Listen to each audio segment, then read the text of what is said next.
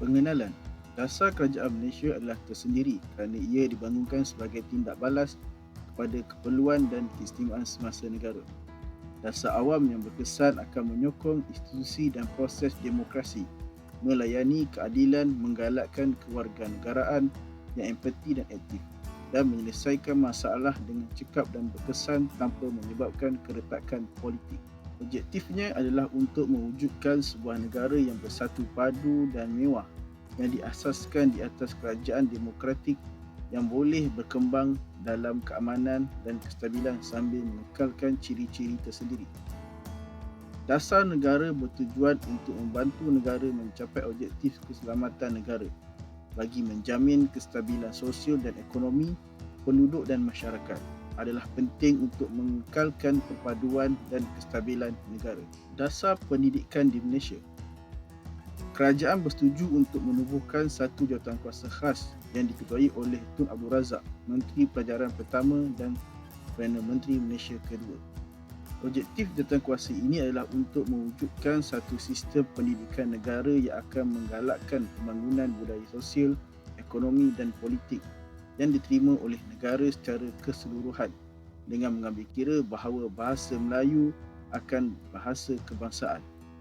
Akta Pendidikan 1996 telah disediakan bersempena dengan garis panduan yang ditetapkan oleh Dasar Pendidikan. Kegagalan kerajaan dalam dasar awam Malaysia. Penekanan terhadap kecekapan dasar dan kaitan dengan populasi sasaran adalah salah satu aspek pencapaian dasar. Adalah penting untuk memikirkan sama ada dasar semasa adalah sesuai dan akan membantu mencapai hasil yang diinginkan. Walau bagaimanapun, beberapa program atau dasar yang bertujuan untuk menjadi sempurna di sebaliknya gagal. Kemudian, penilaian dasar dan program secara amnya mendedahkan bahawa ia tidak menghasilkan kesan yang diingini atau tidak mencapai jangkaan. Kegagalan ini amat merugikan negara serta masyarakat. Dasar tidak berjaya atau gagal atas merit mereka sendiri, di sebaliknya kemajuan mereka bergantung kepada proses pelaksanaan. Pandangan atas bawah yang menarik secara normatif mengenai dasar dan pelaksanaannya adalah berdasar tiga andaian yang boleh dipersoalkan, iaitu susunan kronologi yang menyatakan niat mendahului tindakan dan logik kausal lainnya di mana matlamat menentukan instrumen dan instrumen menentukan keputusan, serta hierarki di mana pembentukan dasar lebih penting daripada pelaksanaan dasar. Kegagalan dasar pendidikan. Sistem pendidikan yang disediakan melalui sistem persekolahan merupakan komponen penting dalam usaha sesebuah negara untuk meningkatkan masyarakat dari segi ekonomi, politik dan sosial. Mewujudkan keharmonian antara kaum, sistem pendidikan merupakan medium penting untuk menyampaikan perjuangan negara dan menyemai nilai-nilai unik dalam masyarakat berbilang kaum. Malaysia merupakan sebuah negara yang mempunyai masyarakat berbilang kaum yang terdiri daripada Melayu, Cina dan India. Walaupun berkongsi kejiranan, mereka terus mengekalkan budaya, agama, kaum, ideologi dan metodologi mereka yang tersendiri sambil mengambil bahagian dalam sistem kerajaan yang sama. Sistem pendidikan setempat seperti yang dinyatakan, sistem pendidikan Malaysia telah berbilang aliran atau lebih dikenali sebagai persekolahan vernakular. Sistem pendidikan yang terus menawarkan sekolah kebangsaan jenis Tamil, Cina dan kebangsaan tidak terdedah kepada pengubah sungayan. Pelbagai kebimbangan telah disuarakan mengenai sistem pendidikan ini. Tetapi, selepas semua perbincangan dan perselisihan faham, keputusan itu menjadi sia-sia, tidak menawarkan cara untuk memperbaiki sistem. Kebimbangan mengenai sistem pendidikan adalah sensitif kerana sukar untuk memenangi mereka yang mempunyai pendapat dan minat yang berbeza. Terikat dengan pengaruh politik tanah air sehingga tidak dapat melaksanakan tindakan yang dipilih. Seperti yang diketahui umum, kerajaan sentiasa berusaha untuk meningkatkan taraf pendidikan di negara ini. Analisis punca kegagalan. Terhadap tiga analisis yang boleh menyebabkan punca kegagalan daripada sudut sosial, politik dan ekonomi. Dalam masyarakat, keputusan sosial dibuat melalui pelbagai cara. Bentuk kerajaan tradisional atau beraja yang dipegang oleh golongan elit membolehkan rakyat kurang kebebasan untuk membuat keputusan berbanding sistem yang menyediakan banyak pilihan kepada rakyat. Komponen asas demokrasi ialah hak setiap individu dengan meletakkan perbelanjaan kepada minoriti. Demokrasi langsung juga akan mengakibatkan penindasan oleh majoriti.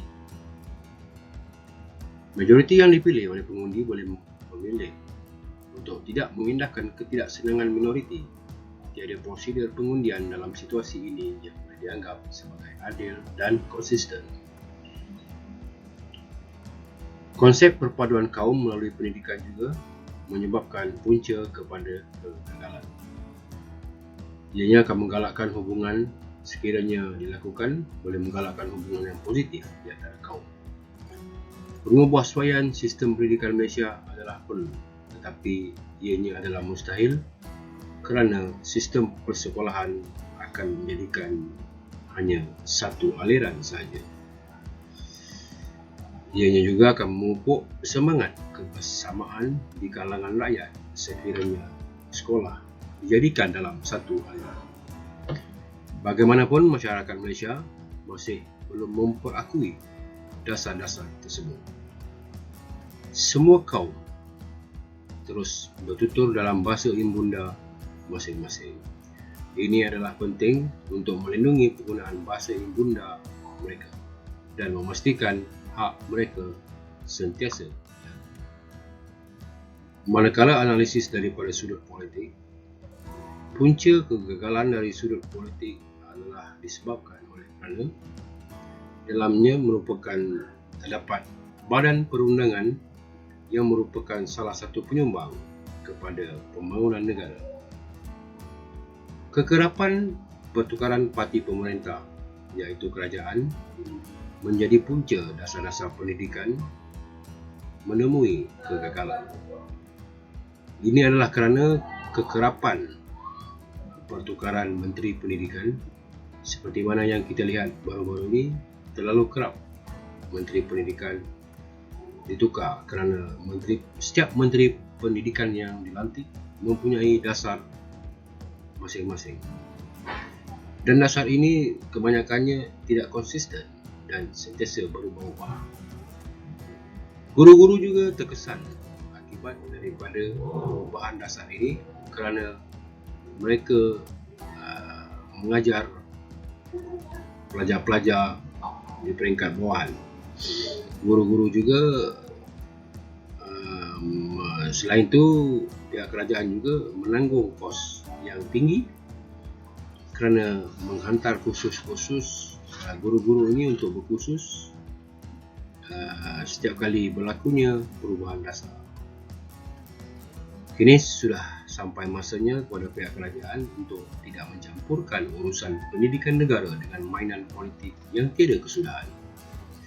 Kerajaan perlu membiarkan sistem pendidikan bergerak seiring dengan perkembangan semasa dalam keadaan masyarakat Malaysia. Bab ekonomi. Negara-negara Asia mengalami kejutan pada tahun 1997 kerana isu di seluruh dunia di mana mata wang negara mereka diserang. Pada masa itu, serangan ke atas mata wang Asia telah mengakibatkan kejatuhan ekonomi yang sangat serius di negara-negara tersebut. Boleh dikatakan bahawa negara-negara Asia pada masa itu kelihatan dalam mimpi yang sangat mengerikan. Malaysia adalah salah satu negara yang berkongsi nasib kejadian itu.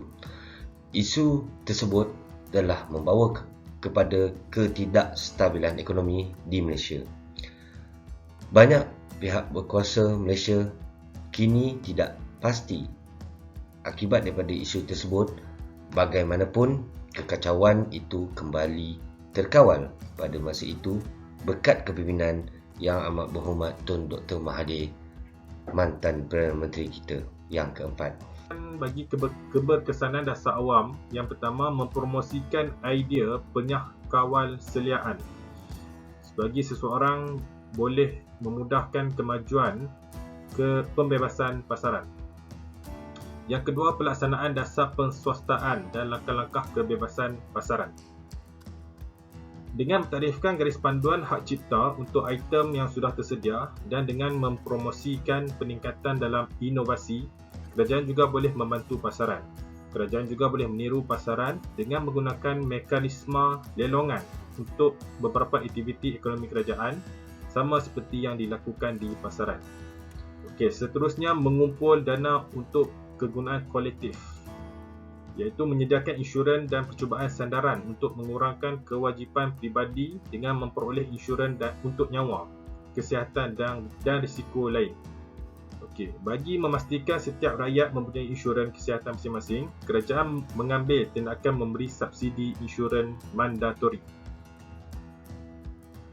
Seterusnya, penggunaan anugerah kewangan, iaitu seperti memberi sokongan tunai kepada mereka yang ingin memulakan rumah, membantu pemulihan pasaran. Okey, bagi penggunaan anugerah kewangan ini, kerajaan boleh memerangi kegagalan pasaran dengan mengubah dasar am, iaitu meletakkan peraturan cuba membentuk tingkah laku.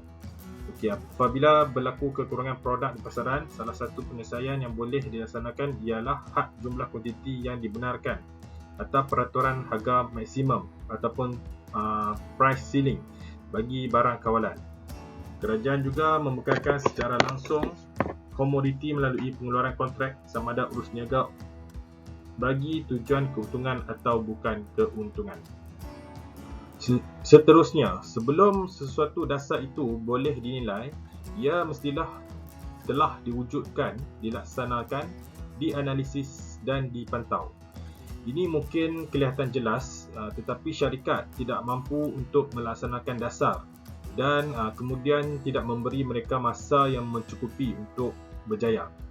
Sebelum dasar dilaksanakan, ia direka bentuk oleh kepimpinan syarikat atau pasukan polisi yang ditugaskan untuk memenuhi piawaian tertentu dalam pasaran atau piawaian yang dikehendaki dalam syarikat. Selain itu, pada asasnya dasar ini dilaksanakan untuk menyelesaikan masalah sedia ada atau mengurangkan isu yang diketahui di pasaran. Okey, seterusnya polisi, iaitu bagi mesti dilaksanakan dengan cara yang memberi kesan positif kepada tenaga buruh organisasi. Okey. Sebagai contoh, dasar baharu yang memerlukan latihan untuk setiap pekerja tentang undang-undang privacy dianggap perlu dalam kebanyakan persekitaran korporat hari ini. Walau bagaimanapun, bagaimana dasar itu dilaksanakan boleh mengasingkan majoriti tenaga kerja, kemudian menafikan keberkesanan latihan sekaligus keberkesanan dasar. Dengan melaksanakan dasar dengan cara yang tidak mengganggu beban kerja yang sudah berat untuk kerja, organisasi dapat melancarkan latihan, mengekalkan pematuhan dan idealnya mendapat persetujuan mengenai dasar privasi baru daripada kaki tangan. Pada kesimpulannya, dasar ditubuhkan oleh pemimpin perniagaan untuk menetapkan prinsip dan peraturan panduan untuk sebuah syarikat atau sebuah organisasi. Mereka direka bentuk untuk membantu organisasi membina budaya syarikat yang akan memenuhi matlamat dengan berkesan. Terdapat banyak komponen untuk membangunkan dan melaksanakan sebuah dasar. Setelah dasar dilaksanakan, ia mesti dipantau dan dinilai secara berselang-seli untuk menentukan sama ada peralasan perlu.